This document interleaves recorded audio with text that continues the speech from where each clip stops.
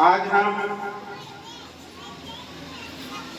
Doctor Sarvepalli Radhakrishnan के जन्म दिवस को शिक्षक दिवस के रूप में मना रहे हैं। कार्यक्रमों की लिस्ट आपकी बहुत ज्यादा आ गई है, इसलिए और सभी को बोलने का जो अवसर था उसको कम करके मैं आपको दो चार बातें डॉक्टर सर्वपल्ली राधाकृष्णन के बारे में बताना चाहूंगा। आप सभी बच्चे ध्यान से सुनना, गौर करना और इनके जीवन से प्रेरणा लेना। प्यारे विद्यार्थियों, थोड़ी आवाज कम करो। सर्वपल्ली राधाकृष्णन बहुत बड़े महान दार्शनिक और विद्वान थे। ये शिक्षक होने के साथ साथ बड़े अच्छे और कुशल राजनीतिज्ञ भी थे। डॉक्टर सर्वपल्ली राधाकृष्णन, इनका 1954 ईस्वी के अंदर भारत के सर्वोच्च नागरिक पुरस्कार भारत रत्न से सम्मान किया गया था। आपसे पूछा जा सकता है, उनमें से आपसे प्रश्न किए जाएंगे, इसलिए ध्यान से सुनना। डॉक्टर सर्वपल्ली राधाकृष्णन को भारत रत्न से कब नवाजा गया? 1954 ईस्वी में। 1963 के अंदर British royal order of merit की मानद सदस्यता इनको प्रदान की गई।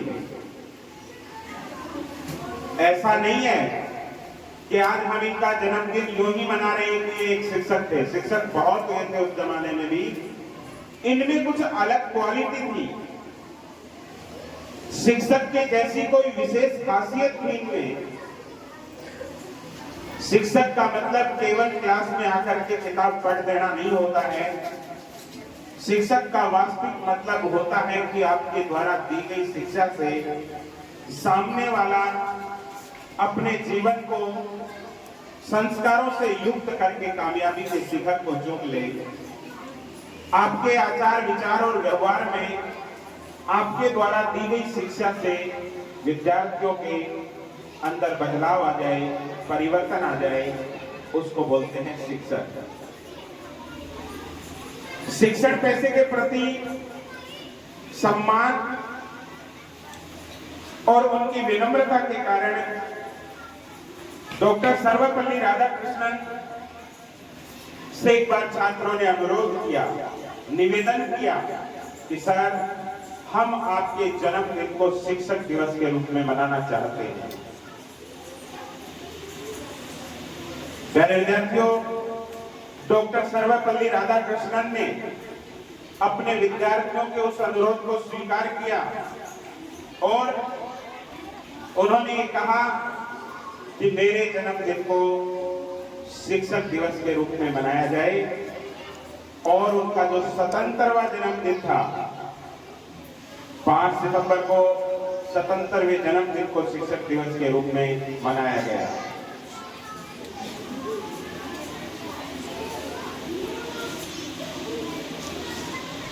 यह शिक्षक दिवस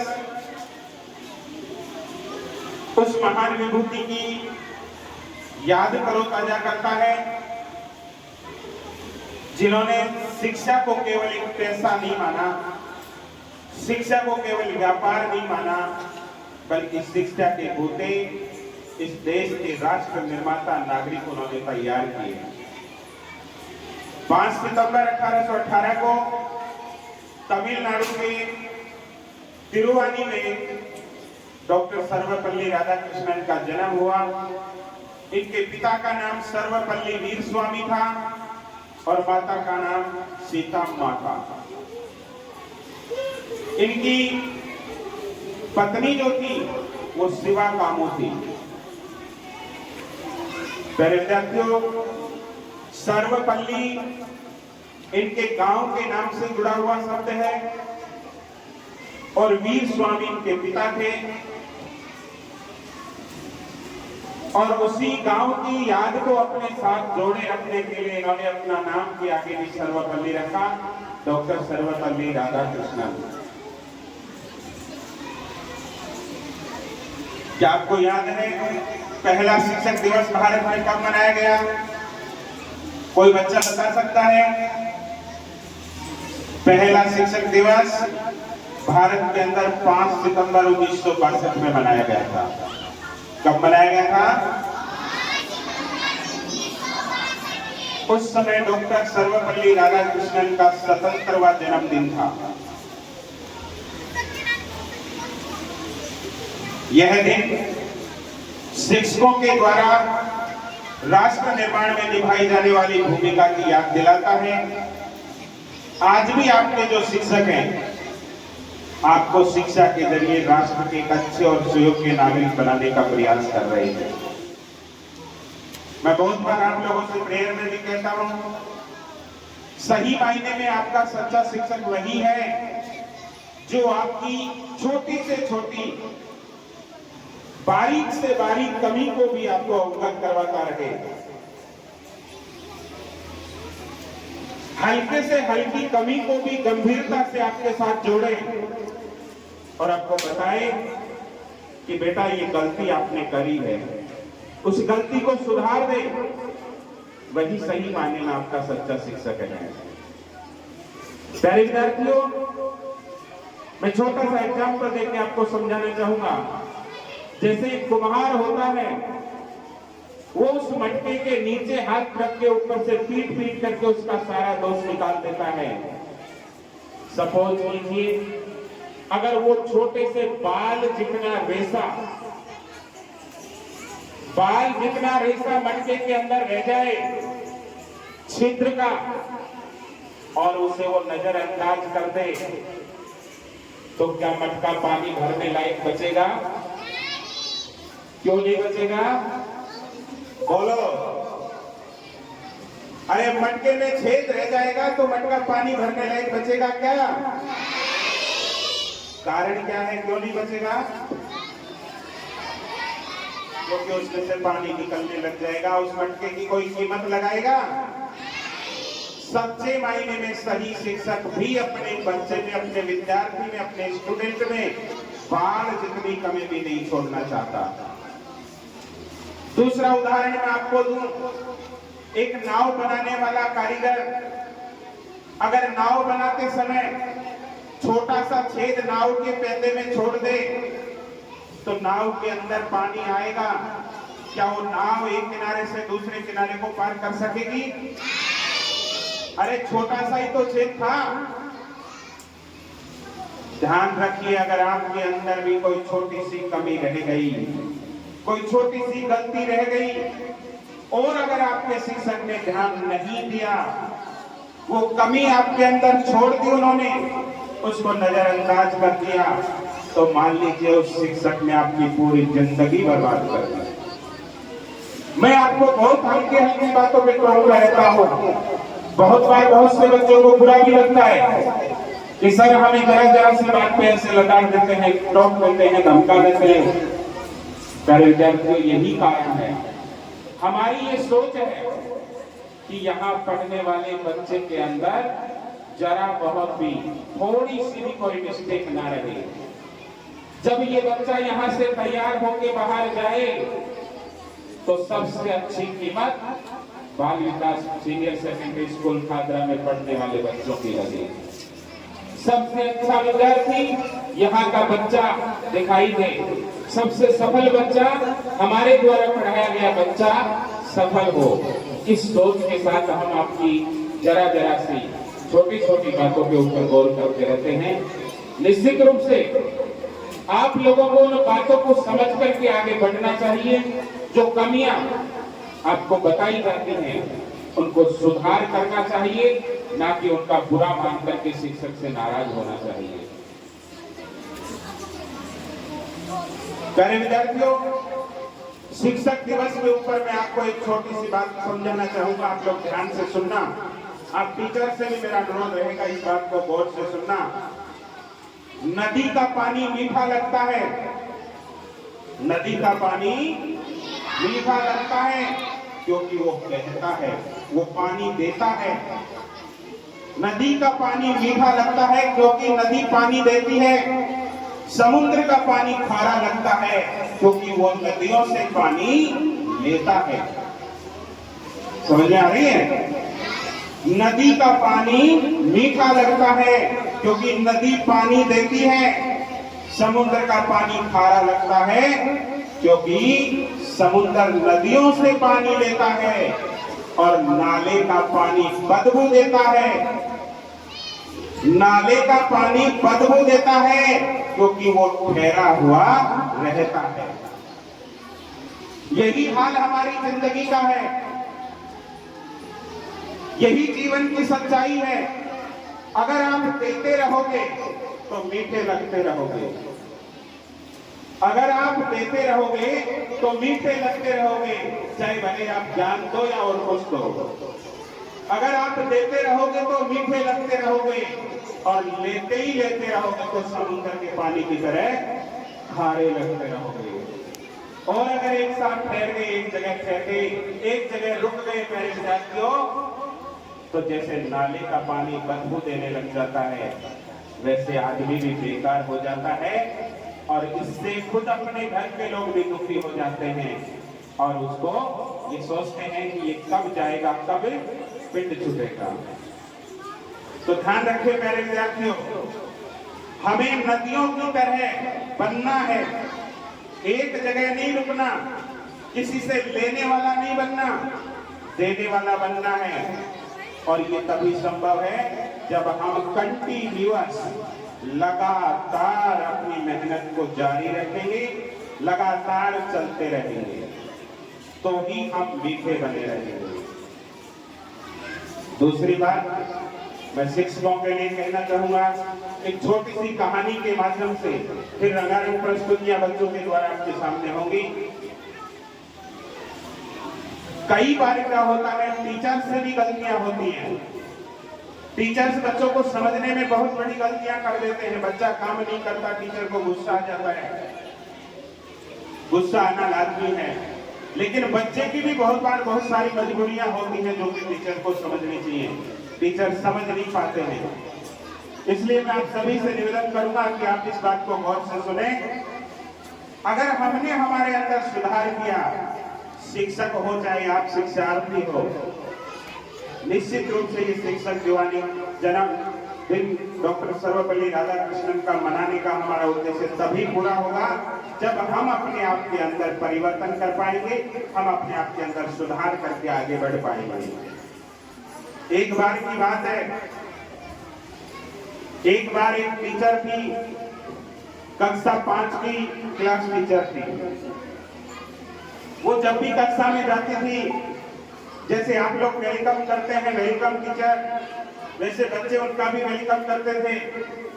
वो टीचर बच्चों को बोलती थी, I love all, I love all, मैं तुम सबसे प्यार करती हूं। लेकिन उस टीचर को पता था वो झूठ बोल रही है, क्योंकि उस क्लास के अंदर एक बच्चा ऐसा था जो पढ़ाई में कमजोर हो रहा था, समय पे काम नहीं करता था, कक्षा में ध्यान नहीं देता था, कभी प्रश्नों का सही जवाब नहीं दे पा रहा था। उस बच्चे से वो टीचर घृणा करती थी, फिर भी वो बोलती थी आई लव यू। विद्यार्थियों, इतना झूठ कि उसको खुद को पता था। वो उस बच्चे से नफरत करती थी जो पढ़ाई में कमजोर था। स्कूलों में अक्सर है रिपोर्टिंग कार्ड बना करके घर वालों को भेजा जाता है। आजकल डिजिटल जमाना आ गया, आपकी reporting hand to hand WhatsApp के जरिए घर वालों के पास पहुंच रही है। पहले प्रगति पत्र के माध्यम से घर वालों के पास पहुंचा करती थी। जब टीचर ने रिपोर्ट बनाई तो उस बच्चे का नाम राजू था। उस राजू की रिपोर्ट पूरी नेगेटिव भर दी उस टीचर ने,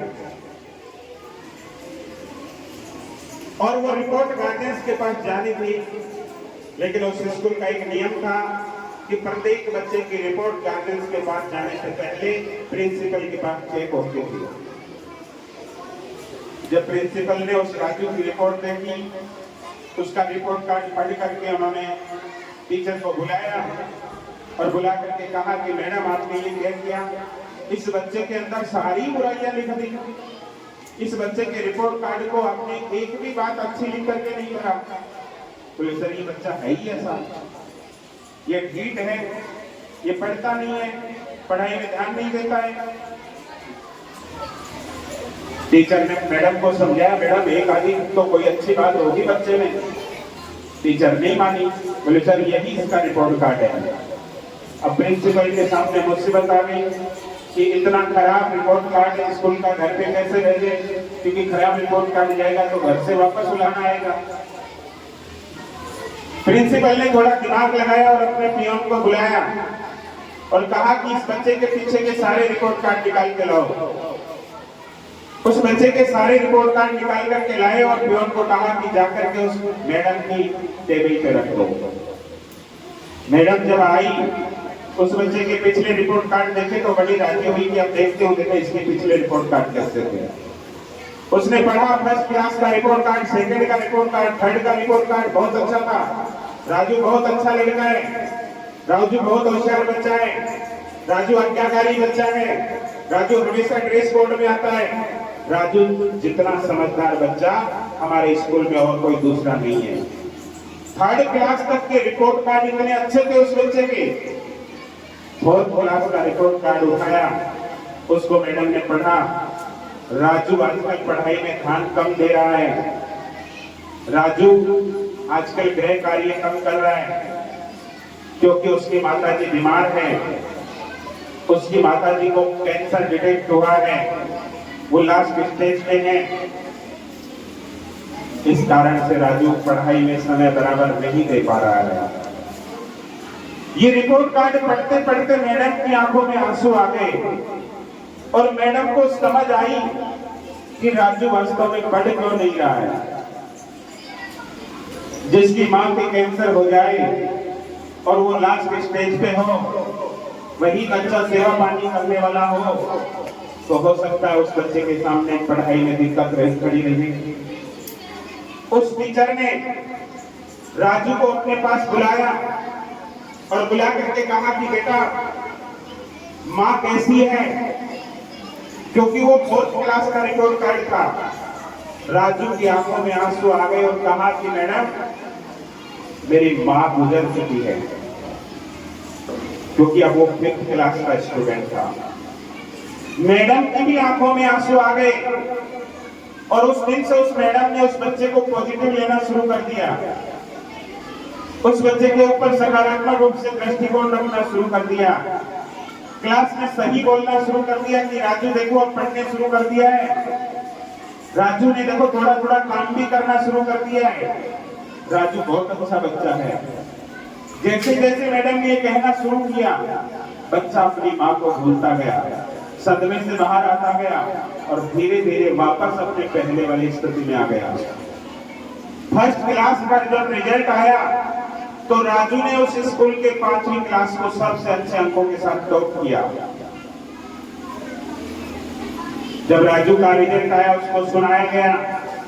राजू अपने माँ के घर पे चूड़ियां रखी हुई थी, उन चूड़ियों को ला करके उसने मैडम को दिया कि मैडम मेरे पास और कोई गिफ्ट तो है नहीं और मेरे पास ये गिफ्ट है, ये आप ले लो।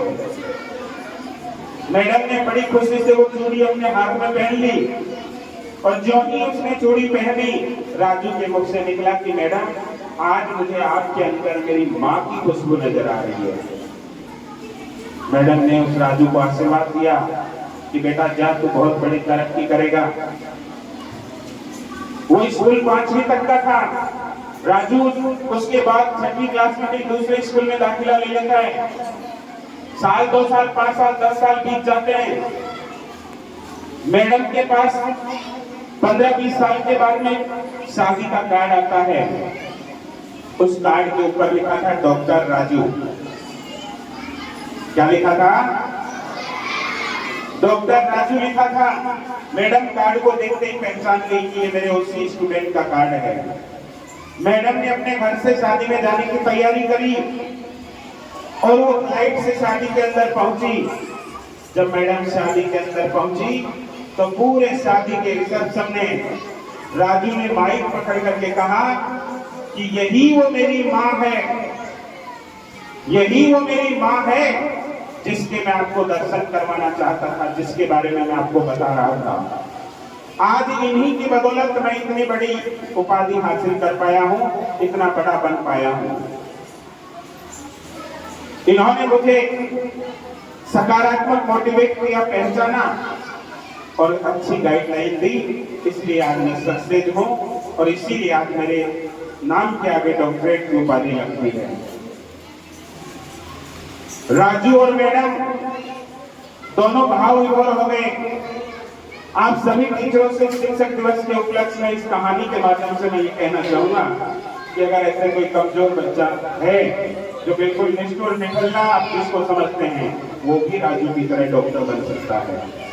अगर हमने सही मार्गदर्शन दिया, बच्चे को झाई खुल्लड़ नहीं किया, केवल पीटने मारने और झड़कने का काम करना बंद करके उसको सजना संवारना संभालना सिखा दिया और उसकी अच्छे से केयर करी, उसकी मदद करी, तो निश्चित रूप से वो बच्चा भी कोई डॉक्टर राजू बन सकता है। इसलिए अब सभी शिक्षक साथियों से मेरा यही निवेदन रहेगा कि होशियार बच्चे की होशियारी तो हमें कायम रखनी है, साथ ही साथ जो कमजोर बच्चे हैं उनको भी हमारा एक अच्छा विद्यार्थी बना करके हमें इस देश का सुयोग्य नागरिक के रूप में बाहर भेजना है। ये प्रण अगर हमने और वास्तव में कमजोर बच्चों को भी कामयाब करें तो आज ये शिक्षक दिवस मनाने का सपना और इसका उद्देश्य हमारा साकार होगा। प्यारे विद्यार्थियों, शिक्षक दिवस के उपलक्ष्य पर मैं आपसे इतना ही कहना चाहूंगा कि आपको लगातार चलते रहना है, क्योंकि बहती हुई नदी का पानी पीने योग्य होता है, ठहरा हुआ जल सड़ने लग जाता है। इसलिए हमें ठहरना नहीं है, रुकना नहीं है, हार नहीं माननी है। हर हाल में, हर कीमत में हमें सक्सेस होना है, कामयाब होना है, चाहे मुसीबतें कितनी भी आए। वो एक गीत है बड़ा मोटिवेशनल, इस गीत मैं बहुत बार उस गीत को सुनता हूं। इन मुसीबतों से कह दो, मुसीबत आदमी से कहती है कि हम बड़े हैं, तो गीत में कहता है कि इन मुसीबतों से कह दो कि तुम्हारी मेरे खुदा के सामने कोई औकात नहीं है। इन मुसीबतों से कह दो कि मेरा खुदा बड़ा है। तो प्यारे विद्यार्थियों, मुसीबत कभी बड़ी नहीं होती और आप कोई भी काम कर लो, समस्याएं जरूर आएंगी, मुसीबतें जरूर आएंगी। आप ये सोचो कि मैं काम करूं और समस्या आए ही नहीं, तो फिर ये समझो जिस काम में समस्या नहीं है वो काम ही नहीं है। वास्तव में काम को काम करने का मजा तभी है जब उसको करके कोई समस्या का सामना करना पड़े और उस समस्या का सामना करके हम उस पर विजय पाए, तो काम को काम करने में मजा आता है। इसलिए कभी भी घबराना नहीं है, डरना नहीं है, हमेशा इन मुसीबतों का सामना करके समाधान करके आगे बढ़ना है। अब आपके सामने मैं अपने वक्तव्य को लंबा चौड़ा नहीं खींच करके और यही विराम देना चाहूंगा, क्योंकि